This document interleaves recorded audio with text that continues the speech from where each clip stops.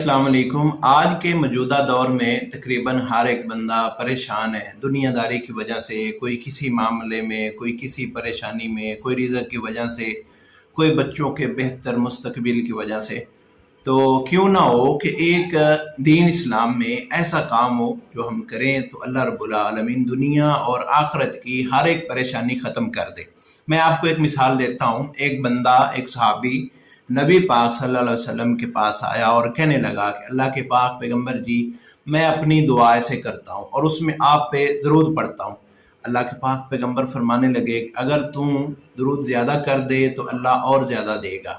तो बहरहाल वो कहने लगे, आखिर 2-3 बार उसने आखिर ये कह दिया कि मैं सारा वक़्त दरूद पाक पढ़ूँगा।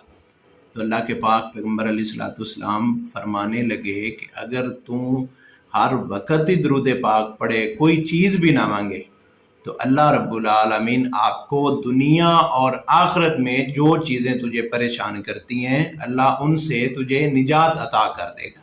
अल्लाहु अकबर। अगर एक बंदा एक मरतबा दरूद पाक पढ़े ना, 10 नेकियां, 10 गुनाह माफ़, 10 दराजात बुलंद, 10 रहमतें। हम लोगों में कहते हैं ना, फलां बंदे पे बड़ी अल्लाह की रहमत है, तो ये रहमतें होती हैं।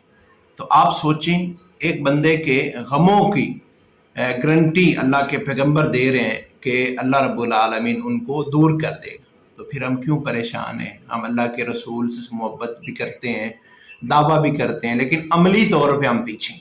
आज से आप ही अमली तौर पे अमल करें, इंशाअल्लाह अल्लाह दुनिया और आखिरत में हर एक गम, हर एक परेशानी